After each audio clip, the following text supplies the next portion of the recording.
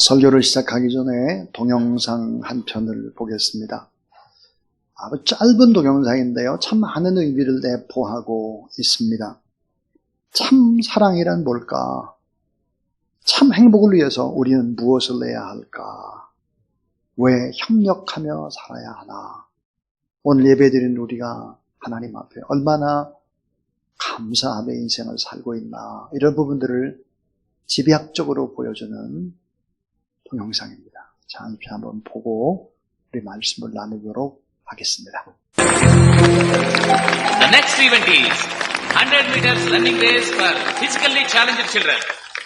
Give them a big hand.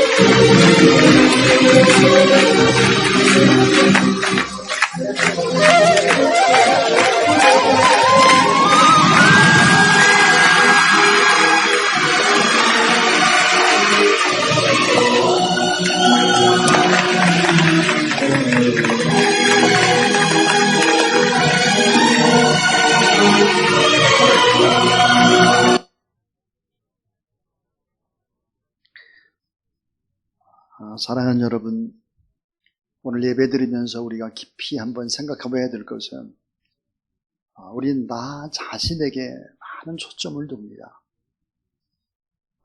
조금 전에 제가 기도를 했듯이 코로나 바이러스에 걸려서 지금 사경을 헤매고 있는 사람들이 참 많고 지금도 자가격리 중에 있는 식구들이 참 많죠. 주사랑교회는 하나도 없어요. 그래서 참 기뻐요. 이건 너무 아주 낮은 단계의 사랑을 하고 있는 것입니다. 우리 좀 더 깊은 그런 생각. 참 사랑이란 뭘까? 행복이란 뭘까? 왜 우리는 늘 작은 자를 도와야 할까? 이런 부분들을 깊이 생각하면서 오늘 이 설교는 처음에 듣다가 말면 안 됩니다. 끝까지 다 들어봐야 이해가 되는 그런 하나님의 말씀이기도 합니다. 우리의 삶을 송두리째 바꿔놓은 세계적인 감염병 코로나19의 한복판에서 이거 하나만 가지고 힘든데 연속해서 터지고 있는 사건과 사고는 우리를 너무 당황하게 만듭니다. 그냥 지치게 만들고 미래에 대한 염려, 근심, 걱정, 두려움 속에 어떤 늪 속에 빠지는 것 같은 그런 상황 속에 있는 것도 사실입니다. 여의도 포럼에서 이진우 교수는 이렇게 글을 쓰고 있습니다. 성추행 혐의를 받는 박원순 전 서울시장이 극단적 선택을 함으로 말미암아 인권 변호사와 시민운동가로 알려진 그가 약자에게 남다른 관심을 가졌고 우리 모두가 사람다운 삶을 살 수 있는 세상을 만들기 위해 헌신적으로 노력했다는 것을 알기에 그의 비극적 죽음은 지지자뿐 아니라 거의 모든 삶을 충격으로 몰아넣었다. 왜 그는 자신의 행위에 책임을 지지 않고 이런 방식으로 우리 곁을 떠난 것인가요? 그러면서 이준우 교수는 마지막에 이런 글을 하고 있습니다. 우리가 코로나 바이러스가 사라진 포스트 코로나 사회의 정상화에 관심을 갖는 것처럼 어느 정치인의 죽음이 슬프고 고통스러운 일이라고 할지라도 그 슬픔을 딛고 정의가 실현되는 새로운 세상을 열려면 이 사건에 대한 올바른 태도를 취해야 한다. 우리가 이 사건을 어떻게 대하고 처리하느냐에 따라서 우리 사회의 미래가 결정되기 때문이다. 그랬습니다. 오늘 우리가 사는 세상에 왜 정의가 점점점 부식되고 왜 도덕이 점점점점 녹슬고 부식될까 하는 것입니다. 결국은 도덕이 정의가 부식되기 시작을 하게 되면 자기 모순으로 이 모든 것들이 붕괴되고 마는 것이죠. 그것은 왜 이런 것들이 붕괴되고 부식되어져 갈까? 그 시작은 무엇일까? 그것은 바로 겉과 속이 다른 위선이라고 하는 탈을 쓰기 때문입니다. 위선이라는 죄 때문이다. 이게 성경이 그렇게 얘기를 하죠. 겉으로만 착한 척 하는 거예요. 속은 전혀 그렇지 않아요. 자, 겉으로는 아주 의로워요. 그러나 실제 생활에는 그렇지 못했다 하는 것이죠. 그때 도덕은 휘청거리는 것입니다. 정의는 점점점 갈 곳을 잃어버리기 시작하죠. 오늘 성경 말씀은 명백하게 제약을 지적하면서 동시에 회복과 해결책도 제시하고 있습니다. 자, 하나님을 마음에 품기를 싫어할 때 이 죄악은 첫째, 둘째 단계를 거쳐 셋째, 넷째 단계를 이렇게 쭉 나가게 된다라고 하는 것을 말씀하시죠. 오늘의 성경 말씀을 통해서 성령의 큰 은혜와 능력이 여러분 삶 가운데 임하게 되길 주의 이름으로 축원합니다. 자, 하나님을 경외하지 않을 때, 하나님을 잘 섬기지 않을 때, 하나님을 인정하지 않을 때, 내 마음속에 하나님이 없을 때, 그때 어떻게 될까? 사람들이 육체의 본능대로 살아가게 될 것이다. 그렇게 말했습니다. 자, 하나님의 은혜가 없다면 양심이 무너지게 될 것이고 이성은 분별력을 잃게 될 것이고 육체는 본능적으로 행동을 하게 될 것이고 그러다가 나중에는 지쳐서 공허 속에 빠져들고 눈으로 보이는 것을 더 굳게 붙잡게 될 것이고 제 본능대로 살고 욕망대로 살아서 결국은 곤두박질 치는 인생이 될 것이다. 그렇게 얘기를 하죠. 이 사탄의 세력은 가장 아름답고 고귀한 것을 가장 추하게 만들고 부끄럽게 만들고 더러운 것으로 바꿔치기 하는 것이 바로 사탄의 세력입니다. 자, 인간이 욕망대로 살게 되면 자기 몸을 더럽히는 본능과 쾌락의 중심으로 점점점 가게 되고 성욕이 지배하는 땅이 되고 마는 것입니다. 이 같은 사회는 거짓이 판을 치게 되고 물질이 주인 노릇을 하게 되고 못 가진 사람은 설자리를 잃게 되는 것이죠. 자, 오늘 이 성경 말씀 속에서 우리가 첫 번째 중요한 것들을 생각하겠습니다. 그 첫 번째는 눈으로 볼 수 있는 무서운 제약을 바라보라 하는 것입니다. 눈으로 볼 수 있는 무서운 죄악을 바라보라 그랬습니다. 성경은 그 눈으로 볼 수 있는 무서운 바로 타락, 거룩한 것이 세속적인 것을 둔갑하는 것, 그 타락의 핵심이 뭘까? 성의 타락이다. 그래서 로마서 1장 27절에 보니까 동성애다. 동성애. 그리고 또 하나가 바로 수간입니다. 동물과 관계를 갖는 것이죠. 하나님을 마음에 두기를 싫어할 때 이렇게 고귀한 것이 변질되는 것입니다. 그러면서 도덕적으로 타락한 삶을 살아가는 인간, 21가지의 죄악이 쫙 열매를 맺게 된다고 얘기를 하고 있습니다. 로마서 1장 28절 이하에 31절까지 21가지의 죄악이 낱낱이 열거됩니다. 그 21가지의 죄악을 크게 세 가지로 나눌 수 있습니다. 하나는 자기 자신, 나 자신 안에 일어나는 죄악입니다. 그것이 이제 네 가지인데요. 자, 모든 불의와 그 다음에 추악과 탐욕과 악의와 위선입니다. 이런 네 가지. 이웃을 괴롭히는 죄악들이 또 5가지가 나옵니다. 시기, 살인, 분쟁, 사기, 악독이다. 뿐만 아니라 가정을 파괴하고 교회 공동체를 파괴하고 사회와 이 민족을 파괴하는 무서운 이 죄악들이 12가지가 나열되고 있습니다.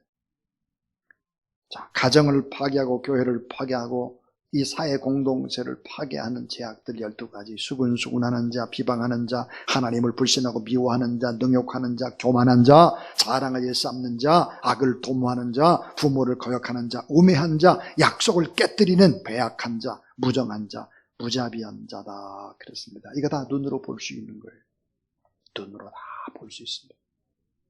그래서 자꾸 사람들이 생각하기를 법을 많이 자세히 만들면, 촘촘하게 만들면 뭐가 될 거라고 생각을 해서 법을 만드는 입법기관 국회, 법을 많이 만듭니다. 법을 준수하고 위반하는 것을 판결하는 사법기관, 또 질서나 도덕이나 정의와 공평, 이 사회를 이끄는 행정기관, 입법, 사법, 행정기관이 결국은 어때요? 정죄하고 비판하고 판단하고, 그리고 많은 사람은 진영 논리에 빠지는 것입니다. 자, 법을 너무 잘 아는 사람, 법망을 잘 피해갈 수 있는 사람, 이런 사람들. 그래서 많은 법이 만들어지면 이 땅이 공평해지겠지, 정의로워지겠지, 도덕이 살겠지. 천만의 만만의 말씀입니다. 성경은 그런 얘기를 하고 있지 않아요. 그래서 눈으로 볼 수 있는 무서운 죄악을 보라. 눈으로 보이는 것. 제가 조금 전에 눈으로 보이는 죄악에 관한 얘기를 했습니다. 두 번째 생각해 볼 수 있는 것은 눈으로 볼 수 없는 더 무서운 죄악을 보라는 것입니다. 눈으로 볼 수 없는 더 무서운 죄악을 보라는 거예요. 눈으로 볼 수 있는 것. 그 보이지 않는 죄악이 더 무섭고 더 본질적이고 더 악한 죄악은 눈으로 보이지 않는 죄악이라는 거예요. 이게 고린도서 4장 18절에 바울 사도는 이렇게 고백을 하죠. 우리가 주목하는 것은 보이는 것이 아니요, 보이지 않는 것이니 보이는 것은 잠깐이요, 보이지 않는 것은 영원함이라 그랬습니다. 예수님께서 40일을 금식을 하셨죠. 하나님의 일을 적극적으로 하기 이전에 40일 금식을 하시고 난 다음에 얼마나 배가 고팠겠습니까? 광야에서 마귀 사탄이 찾아와서 자, 3가지를 제시합니다. 3가지를 하라는 것입니다. 이 3가지는 전부 다 뭘까요? 눈으로 보이는 거예요. 눈으로 보이는 거. 그 하나가 뭘까요? 돌들로 떡덩이 되게 해서 먹어라 하는 거예요.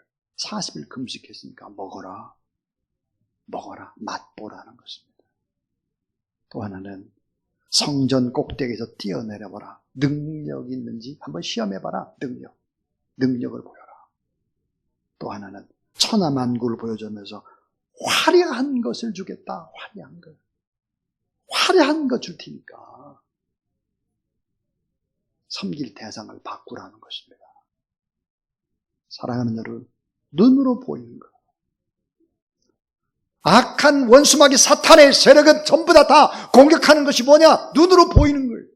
먹는 거, 능력을 가지고 있는지, 화려한 것이 있는지, 이런 게 다 대상입니다.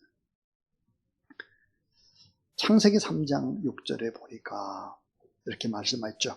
여자가 그 나무를 본즉 따라하자 먹음직하고 보암직하고, 그리고 이렇게 이어지죠. 지혜롭게 할 만큼 탐스럽기도 한 나무인지라. 여자가 그 열매를 따먹고 자기와 함께 있는 남편의 줌에 그도 먹은지라 그랬습니다. 자, 먹음직입니다. 먹음직. 먹는 걸. 먹는 거. 또 하나 뭘까? 보암직이에요.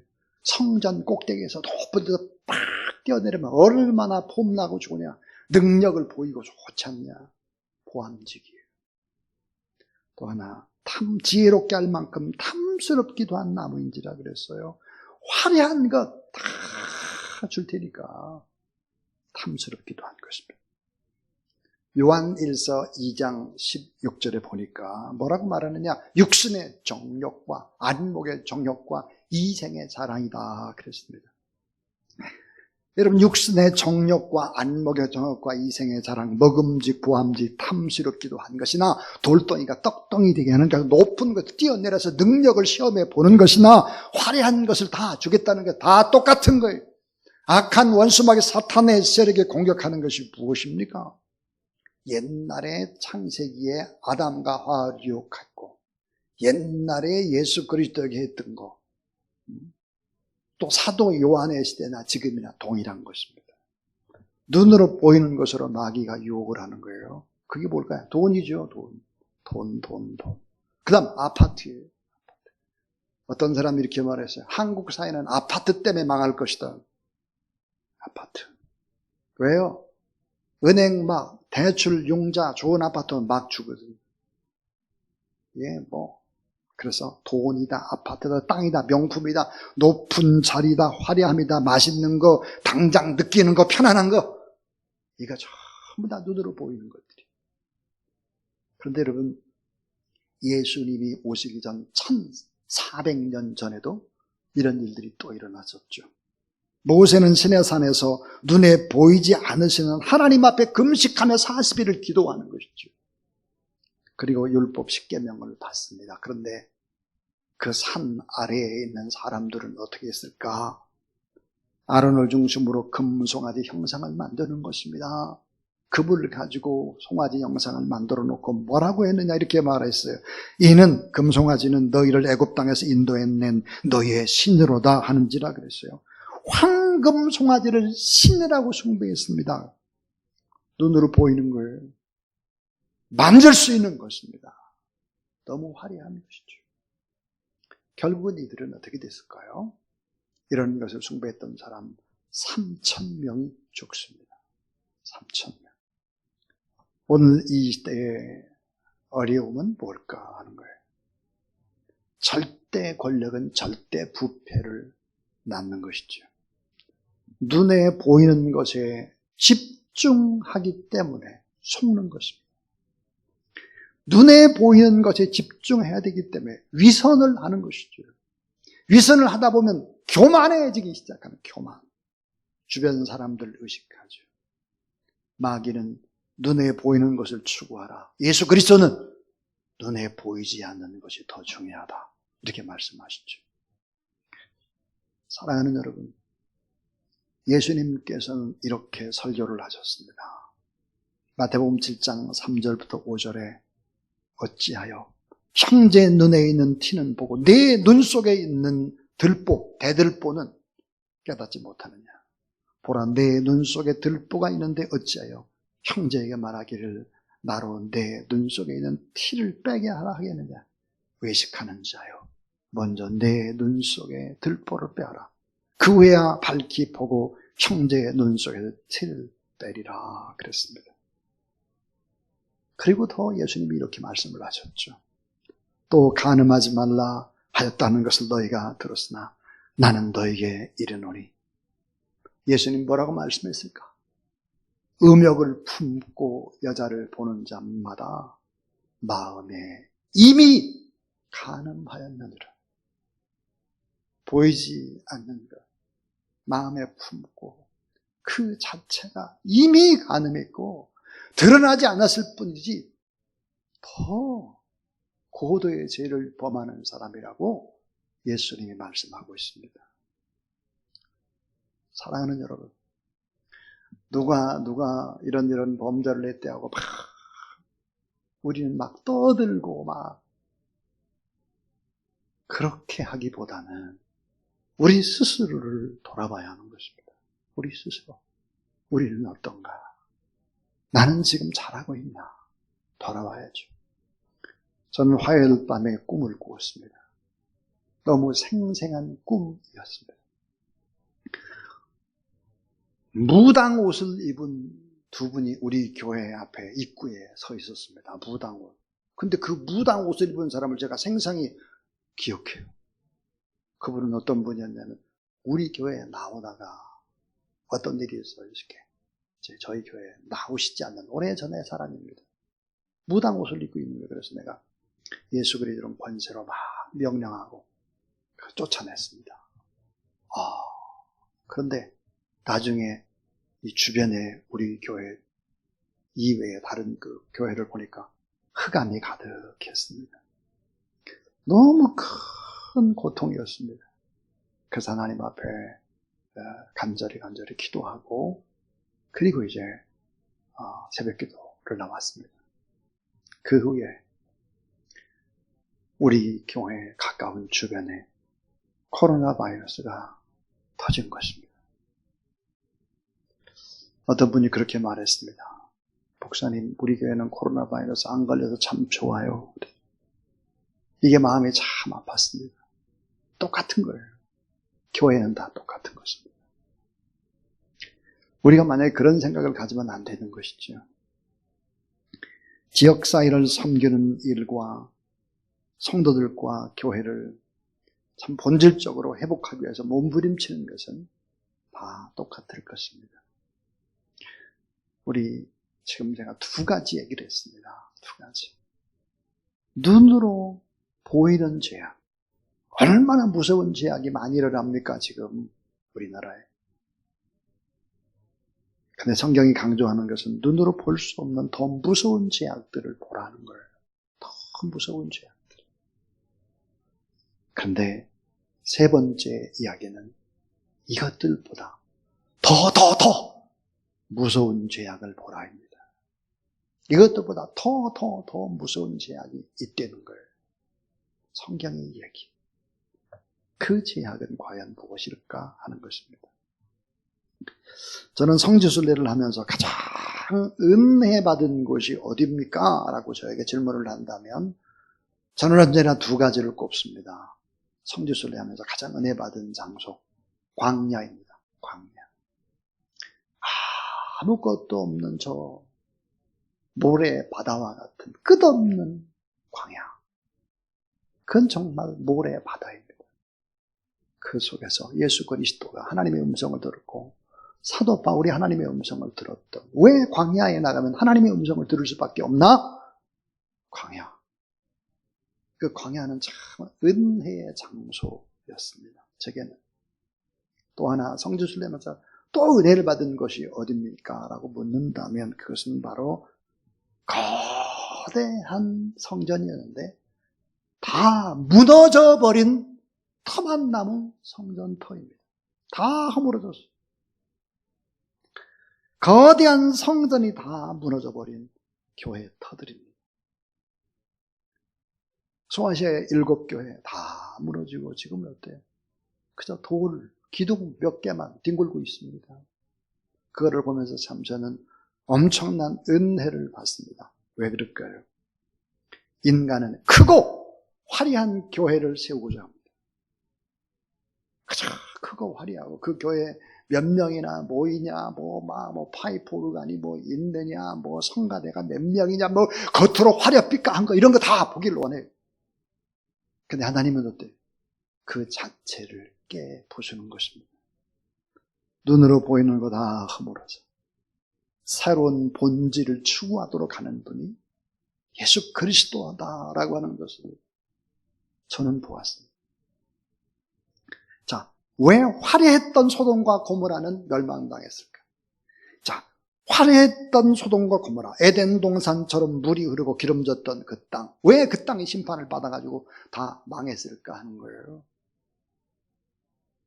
많은 사람들이 소돔과 고모라가 왜 심판받고 망했습니까? 그러면 얘기는 첫 번째가 이거예요. 죄 때문에 심판을 받았습니다. 맞아요. 죄 때문에. 좀 더 깊이 생각해 보면 의인이 없어서, 의인 50명이었고 45명, 30명, 10명이 없어서 의인이 없어서 심판을 받았습니다. 맞습니다. 또 중보자가 없어서 중보기도 하는 사람이 있으면 망하지 않았을 텐데 맞습니다.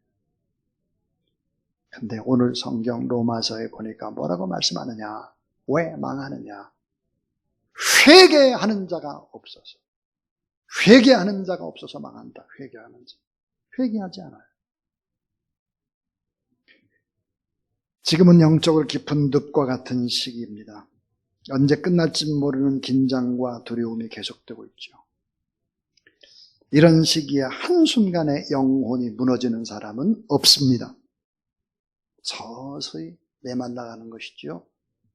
적당히 영상 예배 적당히 드리고 예배 적당히 하고 예배 적당히 하고 바쁜 거 하고 이렇게 적당히 하다가 결국은 메말라가다가 회복할 수 없는 지경으로 빠져들고 마는 것이죠.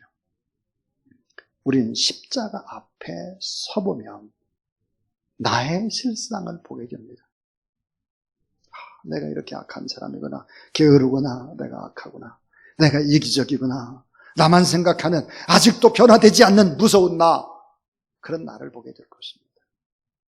이런 내가 회복이 되려면 하나님 앞에 회개하는 것이죠. 회개.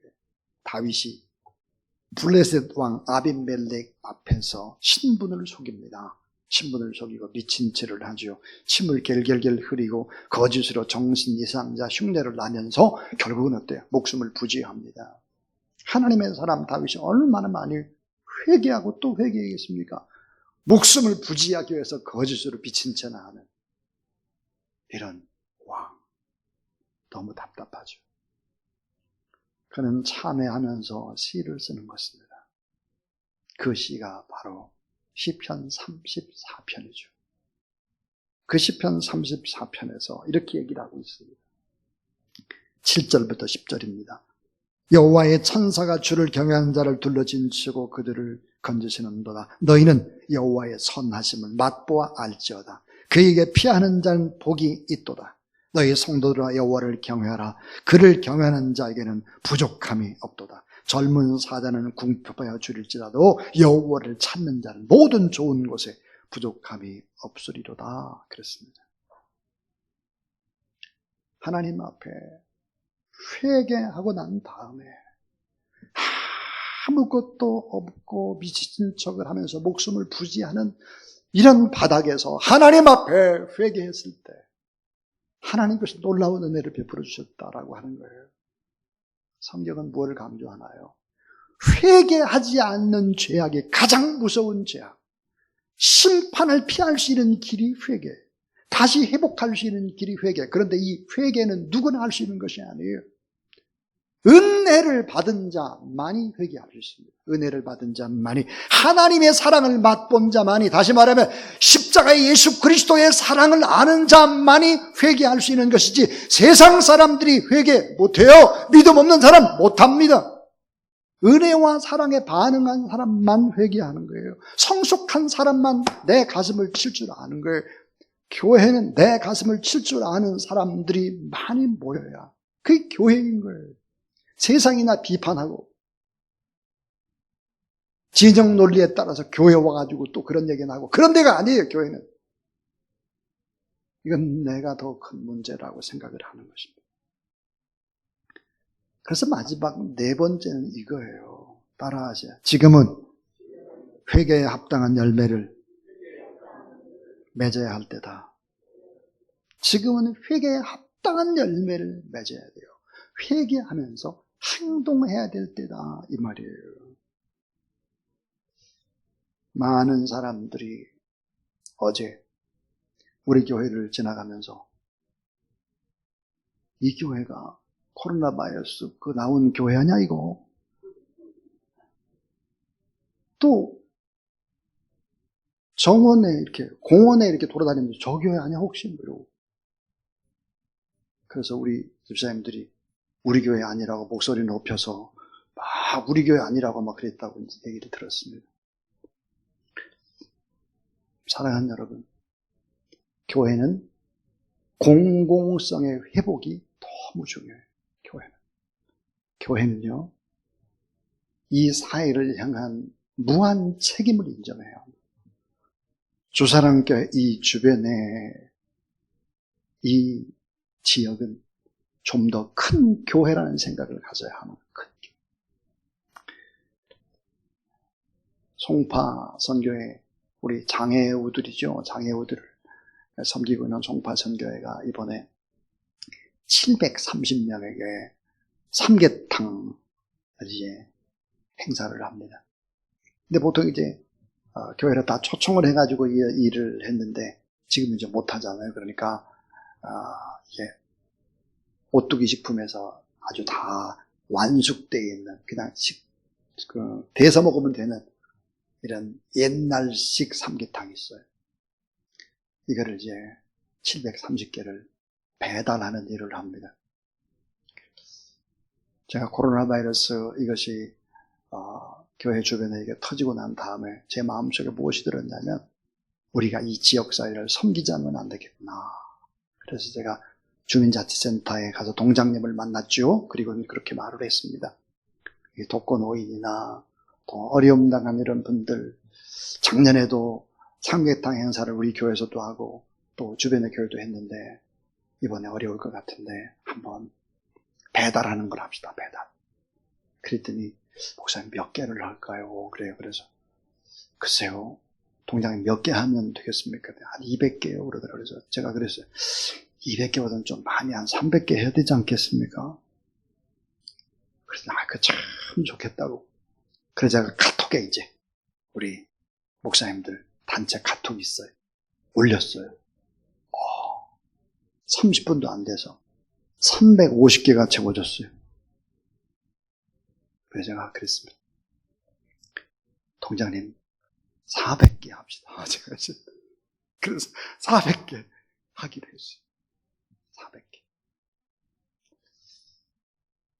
교회는 이 지역사회를 좀 더 큰 교회라고 생각을 하고 이 지역사회에 고통하는 사람들을 섬기는 일에 무한 책임을 감당해요. 무한 책임. 어려울 때 더 철저한 헌신과 섬김으로 선도적인 역할들을 감당하는 그런 저와 여러분 우리 모두 다 될 수 있기를 주의 이름으로 축원합니다. 우리가 신앙생활하는데 최고의 방해꾼이 무엇일까요? 누구일까요? 마귀 사탄도 아니고 믿지 않는 우리 가족도 아니고 불신자도 아니라 바로 나 자신이라는 생각을 가져야 합니다. 나 자신. 회개하지 않는 나 자신. 가장 신앙생활에 걸림돌 그 자체인 것입니다.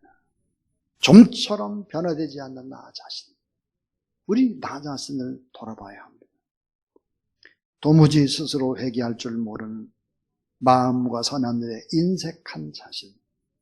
그런 자신이 돼서는 안 되고 이럴 때에서 더 주님의 십자가를 바라보는 저와 여러분 우리 모두 다 될 수 있기를 주의 이름으로 축원합니다. 십자가는 분명히 고난의 자리임에 틀림없습니다. 심판의 자리인데 그 속에서 다 이루었도다, 다 완성되었도다라고 말했습니다. 십자가는 죄인의 자리고 실패의 자리, 수치와 아픔의 자리인데 이 십자가는 승리와 부활과 회복과 변화의 자리입니다. 그래서 하나님 앞에 회개하는 사람이 되면 어떤 일들이 벌어질까요? 엄청난 일이 일어나요. 새로운 변화가 일어나요. 새로운 시작이 일어납니다. 성경은 그런 얘기예요. 전부 다. 아브라함과 같은 형편없는 우상숭배자의 아들도 아내를 누이라고 속이던 비겁자, 무책임한 자도 아브라함도 변화돼요. 모세와 같은 철저한 실패자, 사람을 죽인 살인자도 변화해요. 다윗 같은 폐류나 간음, 살인, 거짓 증거, 죄악을 수없이 저질렀던 다윗도 바뀝니다. 자, 부인하고 예수님을 저주하고 맹세까지 했던 베드로 같은 배반자도 바뀌어요. 바울 같은 살인마, 막 죽이고 교회를 불태웠던 미치왕이지요. 바울도 바뀝니다. 몸을 팔아서 그렇게 사랑했던 막달라 마리아도 바뀌는 거예요. 하나님 앞에, 하나님의 살아계심 앞에 회개하고 내 자신의 가슴을 칠 줄 아는 사람들은 정말 이 사람들이 위대한 사람들이죠. 형편없는 인간도 믿음의 조상이 되고 철저한 패배자도 훌륭한 지도자가 되고 무서운 폐류나도 성군이 되고 하나님 마음에 합한 자가 되고 시시각각 배발하던 자도 위대한 신앙인이 되고 살인을 저지르는 살인마도 하나님이 기뻐하는 참 사도가 되고 몸을 팔며 7 귀신 들린 자도 가장 아름다운 신앙의 표상으로 예수 그리스도의 복음이 증거되는 곳에 이 여인의 이름도 증거되는 것이죠.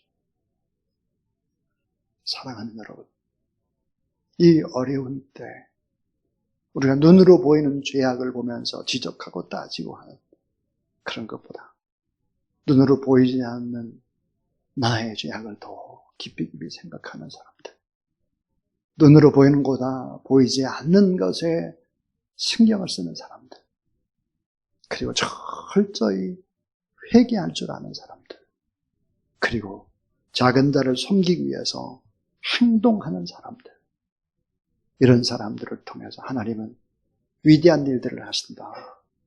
그 일을 하는 교회, 그 일을 하는 여러분이 다 될 수 있기를 주님의 이름으로 축원합니다.